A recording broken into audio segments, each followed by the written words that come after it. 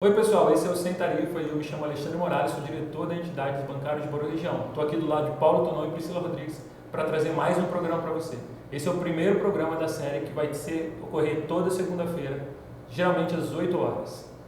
Paulo, vamos falar um pouquinho do balanço da campanha salarial aí, e o que você ficou de expectativa, decepção, você e a Priscila aí. Pode começar o nosso programa. Desejando um bom dia. Bom dia, galera. É um prazer estar aqui e fazer parte dessa nova experiência do sindicato, né? Os tempos mudam, a gente tem que estar sempre antenado e é excelente você ter um programa semanal para você fazer esses debates pontuais aí, que são necessários para a nossa categoria. Campanha salarial, galera, foi uma frustração, né? Até a gente estava comentando que pela primeira vez na vida eu vi numa assembleia que deveria ser deflagração de greve 40 pessoas na quadra do sindicato. Então, decepcionante pela postura de quem negociou, decepcionante pela postura do pessoal da Contraf, da Contec, decepcionante pela própria posição recuada da base, que isso é muito em função do momento atual que a gente está vivendo, seja pela excepcionalidade da pandemia, seja pelo desânimo em relação a esse governo. Então foi uma campanha salarial triste, e a consequência disso aí é esse acordo rebaixado que a Contraf e a Contec assinaram e a gente vai assinar ainda, né? Porque por enquanto a gente não assinou. Realmente ficou aquele sentido de decepção. Priscila, eu gostaria que você falasse um pouquinho, que você que desde o começo, né, você foi uma das que mandou o e-mail para a FENABAN, mandou pauta para a FENABAN, sentou com a FENABAN para discutir. Qual que foi a sua sensação, a sua percepção dessa campanha que foi um pouco frustrante para a categoria, né?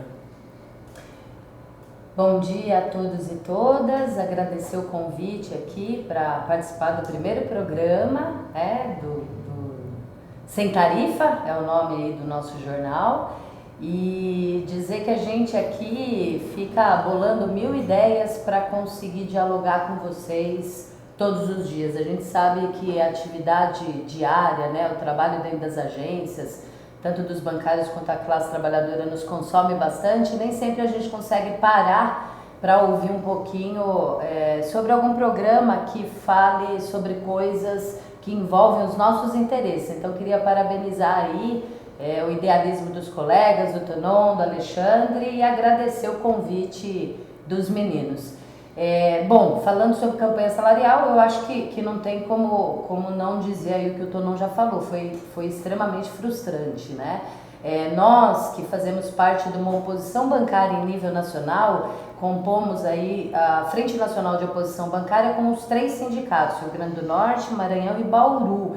E nós não reivindicamos nem a Contraf, nem a Contec. A Contraf que é ligada à CUT e a Contec que é a outra confederação que negocia na mesa com a FENABAN. Justamente por a gente ter uma série de críticas em relação à condução das negociações e das discussões a respeito dos nossos interesses.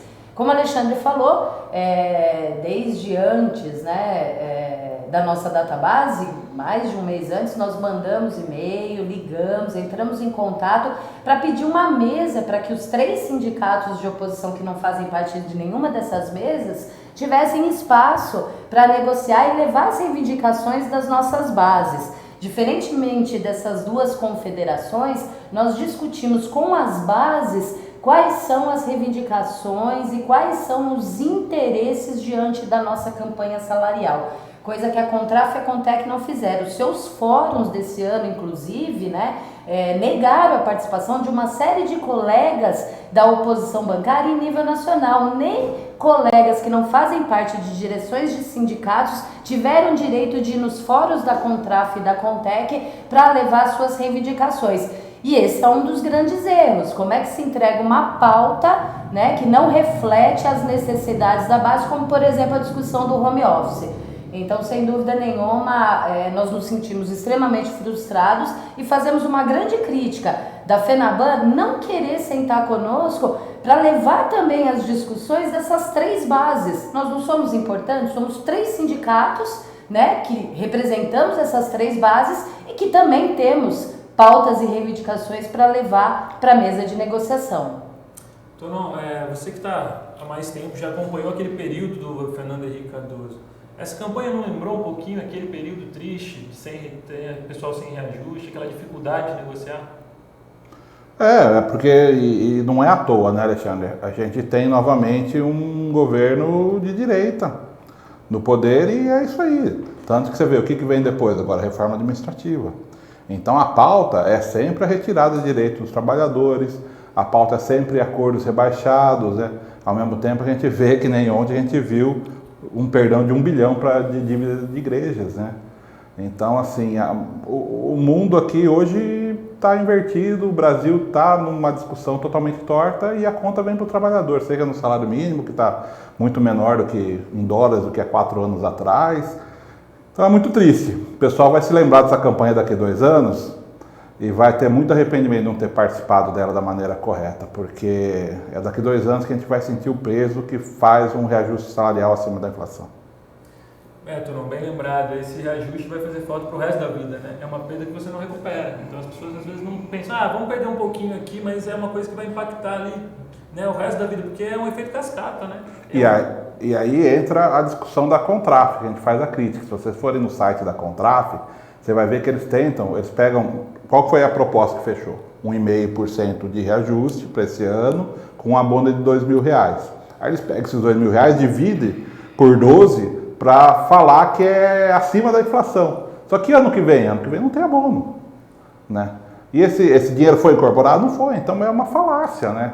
E é aí que entra a nossa divergência com essa galera, que muita gente não entende, mas basta entrar no site de uma corrente e de outra que você começa a entender. Pô, mas não é isso não é a mesma língua, não é o mesmo objetivo, infelizmente. É muito triste. Priscila, a gente percebe que muito que aconteceu nessa campanha é reflexo de uma estratégia política, né, que o pessoal de direita já vinha implementando no nosso país, né? A reforma trabalhista é um exemplo claro disso. Nós negociamos com o patrão com a faca no pescoço. Eu queria que você falasse um pouquinho sobre essa sensação de como a reforma trabalhista prejudicou, inclusive, a nossa negociação. Bom, a reforma trabalhista, né, que se iniciou no governo Temer e, infelizmente, foi aprovada, nós aqui em Bauru, Rio Grande do Norte e Maranhão, fizemos inúmeras reuniões, atividades e protestos, tentando explicar minuciosamente a quantidade de prejuízos que iriam significar para a classe trabalhadora. E, de um modo geral, não tem nada nessa reforma que nos beneficie, nada, pelo contrário, né? É uma reforma que beneficia as grandes corporações, os patrões.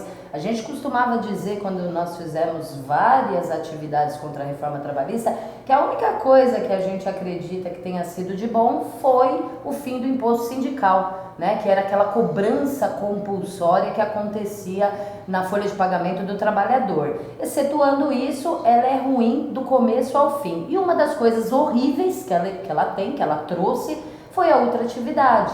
Então, não só os bancários, né, mas todos os trabalhadores na database ficam com a faca no pescoço, porque a partir do primeiro dia da database, aquelas cláusulas previstas das conquistas das convenções coletivas, elas expiram porque não tem mais a renovação automática até a próxima aprovação.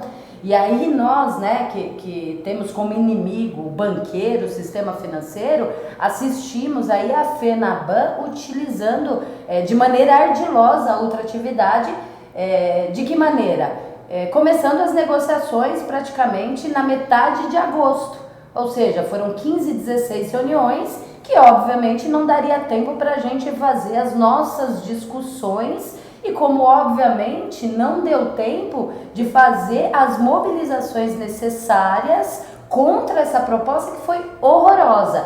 Então, uma das cláusulas aí extremamente nocivas a todos os trabalhadores é a ultratividade, Alexandre, porque a gente acaba indo para a campanha salarial com a faca no pescoço, sem tempo para fazer as discussões de maneira saudável e tranquila. Eu só ia completar que a outra atividade, para mim, eu acho que entra muito na discussão que o Alexandre me perguntou, em relação à pessoa só perceber o malefício de uma coisa depois de um tempo, né? Que a gente teve um monte de trabalhador aí que apoiou a reforma trabalhista, a gente ia falar, depois até bico um ou outro em reunião, né?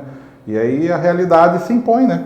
É a mesma coisa que vai acontecer em relação a esse reajuste pífio. Daqui 2 anos a realidade vai se impor. Infelizmente, Tonon, você é bem lembrado, porque nós fizemos muitas reuniões por local de trabalho, muita gente. E assim, infelizmente, a gente via alguns trabalhadores repetindo o discurso do governo de que a reforma trabalhista ia gerar emprego, e não gerou. O resultado está aí, pessoal. Não gerou sequer uma vaga, ao contrário, né? Nunca vivemos um retrocesso tão grande com relação ao desemprego no Brasil.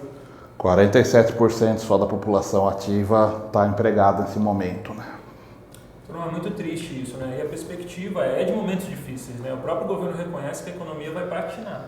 E como é que nós, trabalhadores assalariados, podemos aí estar contribuindo para que a coisa melhore? Porque assim, o pessoal está no nível de desesperança. E no vídeo anterior você falou um pouco disso, né? Que o brasileiro hoje é um país sem expectativa. O brasileiro não tem um horizonte, né? Não tem aquele otimismo que em outros tempos a gente teve. O que aconteceu no nosso país que nós ficamos tão pessimistas?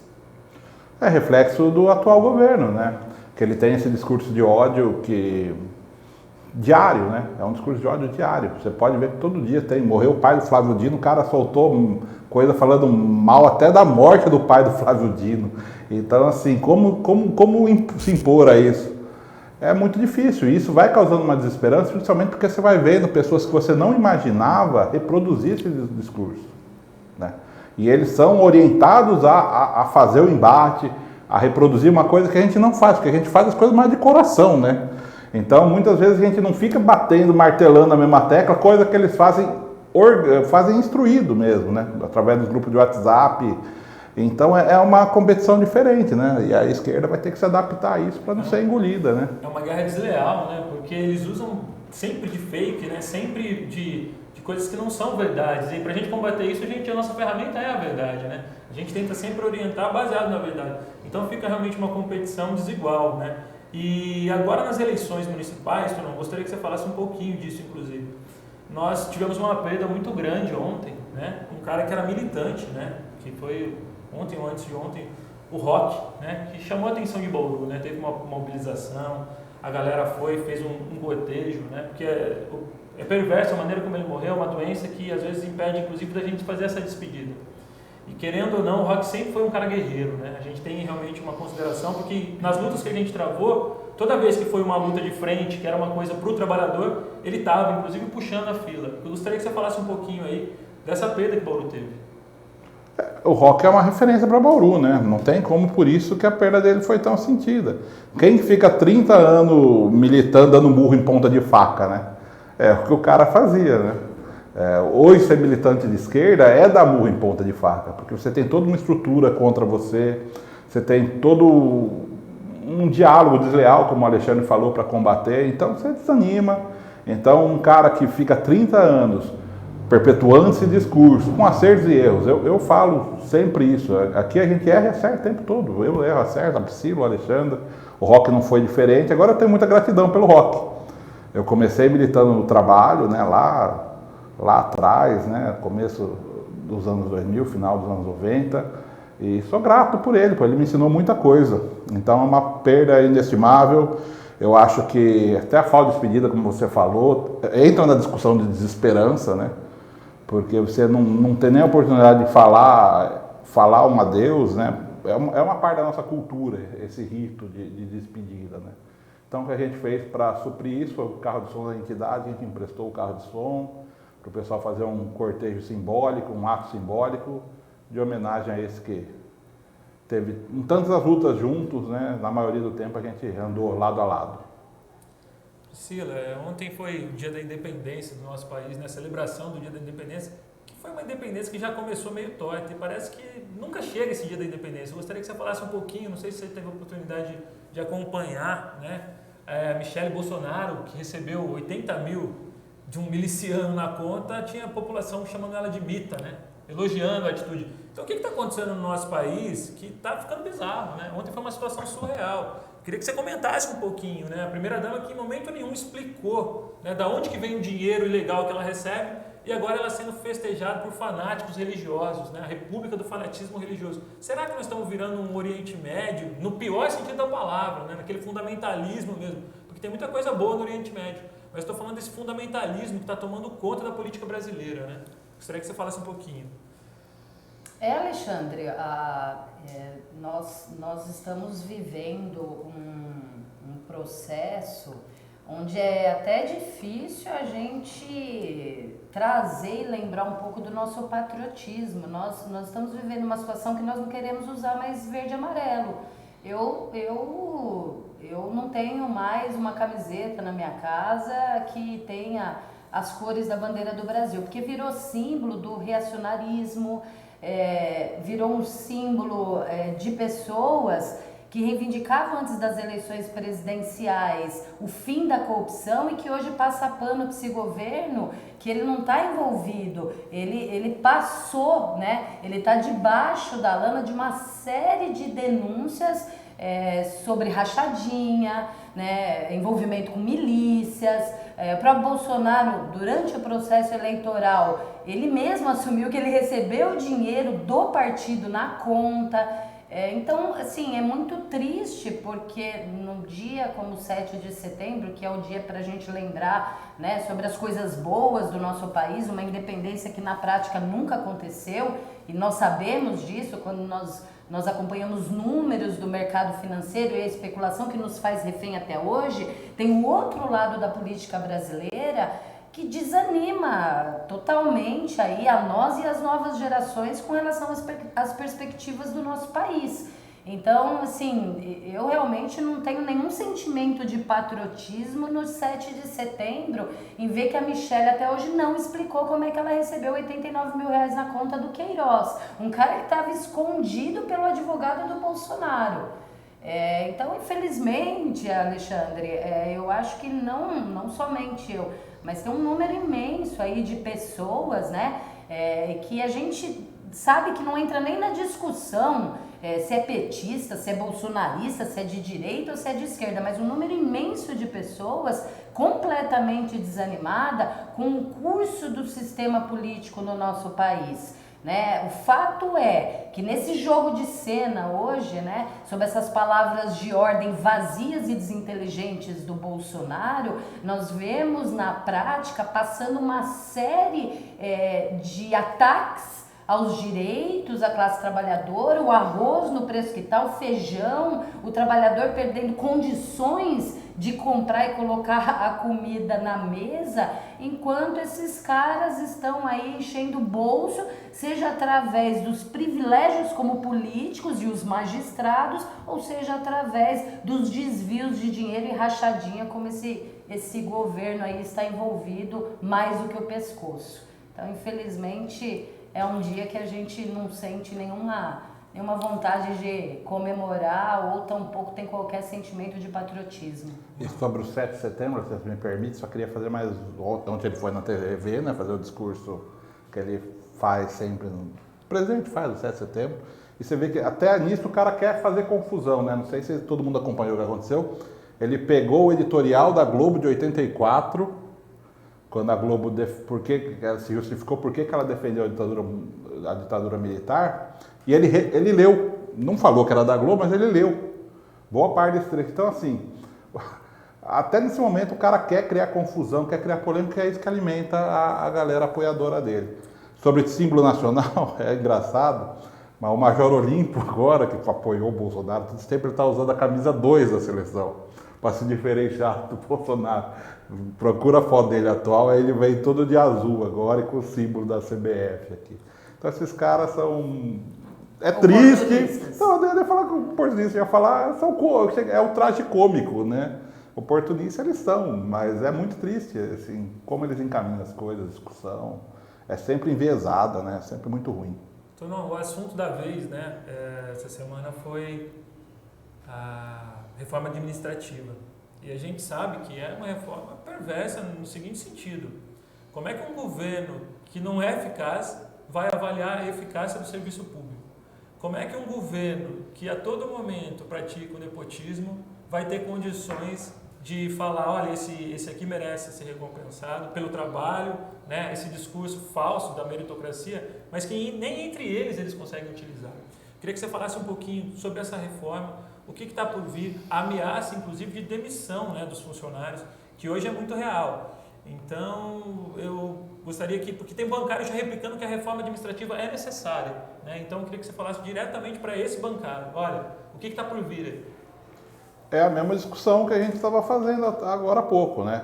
Eu acho que o melhor exemplo do que é um funcionário público é o cara que pegou o Bolsonaro antes de ele ser presidente pescando lá do IBAMA e acabou atuando. Mesmo com estabilidade, o que aconteceu? O cara foi afastado. Se fosse pós-reforma administrativa, o cara seria demitido, em vez de simplesmente afastado. De cumprir o dever dele. Cumprindo o dever dele, exatamente. Então, assim, o que esses caras querem é o que o Alexandre falou agora há pouco, né? É montar uma república neopentecostal miliciana, né? A gente tem que ter isso claro, que aí eles vão continuar encargando um monte de gente, do jeito que eles estão fazendo. Né? É muito engraçado que toda vida os caras criticaram, a gente continua criticando o encarguismo que o PT fez com dirigentes sindicais, os caras atuam da mesma forma, só que com o pessoal do discurso de ódio, tá todo mundo empregado lá. Vocês veem que sempre que vaza alguma coisa de uma pessoa com algum comentário de ódio, você vai puxar a ficha corrida dele, o cara foi secretário da Damares, foi secretário não sei quem. Então é um método, e é por isso que o servidor público não serve para esses caras, porque o servidor público muitas vezes vai denunciar por conta da estabilidade, vai ter uma coragem de enfrentamento que outra hora não tem. De novo, o discurso é para fazer economia, e aí de novo a gente cita, ao mesmo tempo que vem esse discurso, o cara perdoa, dívida de igreja, perdoa, dívida de empresário. Então, assim, não é sério, né? Esse governo conta sempre só para o trabalhador. E ainda que está sendo feita uma reforma administrativa com ajustes, porque se dependesse do Paulo Guedes, o servidor atual já não teria estabilidade. Foi feita toda uma costura para que só os próximos possam ser demitidos, o que é uma aberração, sem atingir os mais ricos, né? Os magistrados. Os magistrados, políticos, tudo errado, né? Tudo errado. Priscila, eu gostaria que você falasse aí o seu destaque positivo da semana e o destaque negativo. Bola cheia e bola murcha. Puxa, Alexandre, eu não sei se eu vou me recordar do positivo, viu? Acho que foi uma semana dura. Teve um assunto que eu até comentei com os meus colegas aqui que eu queria compartilhar aí com todos vocês. Que foi a discussão sobre a portaria em relação ao aborto, né?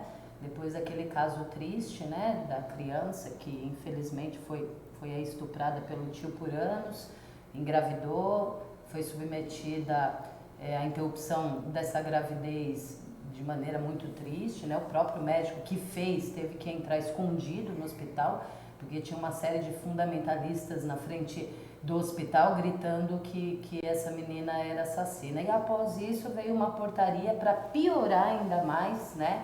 E dificultar ainda mais o acesso da mulher que sofre um estupro numa situação onde ela precisa ou avalia que precisa interromper a gravidez. Essa portaria, ela transforma o médico como um investigador, como se ele tivesse que ser um investigador daquilo que acontecesse e não respeitar aquilo que a mulher fala ou relata no momento que ela procura o sistema de saúde. Eu queria falar sobre isso dizendo que eu sou mulher, né? Eu tenho 3 filhos, 4, uma foi para o céu, e eu não sou a favor do aborto, mas eu sou a favor da legalização.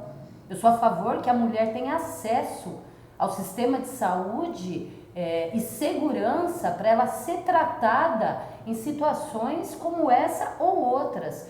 Então, a gente percebe nessas discussões o quanto nós estamos atrasados. O Brasil, o tempo todo a gente escuta as pessoas se comparar com países desenvolvidos, né? Falar da Dinamarca, da Finlândia, falar dos Estados Unidos em algumas questões. E aí a gente percebe que nós queremos ser um país desenvolvido de primeiro mundo com uma série de conceitos atrasados. É um absurdo essa portaria, é submeter a mulher a ainda mais sofrimento e humilhação.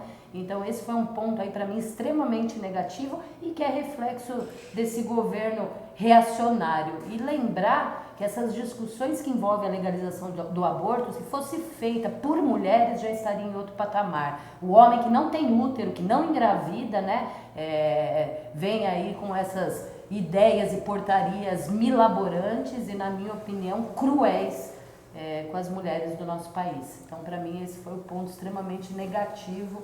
Não sei se os colegas aí vão lembrar de algum positivo. Torão, para você, o que te chamou de atenção de negativo na semana, assim? Negativo o ato de ontem na verdade, contra a vacina, né? Aquilo lá foi uma das coisas mais bizarras que eu vi. E olha que a gente viu muita coisa bizarra esse ano, né? O Brasil vive uma realidade surreal, mas o pessoal gritar, não queremos vacina porque temos a cloroquina, eu acho que é o fundo do poço mega power blast, assim, não tem nada comparado a isso. Então não tem como não falar que esse é o momento mais negativo da semana, porque até esse tipo de discurso irracional, eu até comentei com a nossa jornalista para fazer uma matéria que hoje 27% da população não se vacinou no passado, é um número recorde. É fruto desse tipo de discussão. E de novo entra a questão de igreja, né, que aí envolve a discussão do aborto, que tem a questão de homem, que não entende, tem, mas também tem todo um discurso de igreja por trás disso, né? Retrocesso, né? Retrocesso traz retrocesso. Olha, Tonon, não sei, mas estava esvaziado aquele. Eu vi um videozinho, pode ter pessoas aí que apoiam, né, esse negacionismo com relação à vacina, mas aquele vídeo que eu vi me parecia meio esvaziado, parece uma turminha dos 300 que não dá 30 meio isolado, não é não? O problema é que hoje com as redes sociais, mesmo sendo um puta de um ato esvaziado, quem olha ali fala patético, né? Isso viraliza e pega, né? Pega, principalmente por conta do WhatsApp, tanto que o reflexo está aí, Pri. 27% da população não tomou vacina no passado. Lamentável.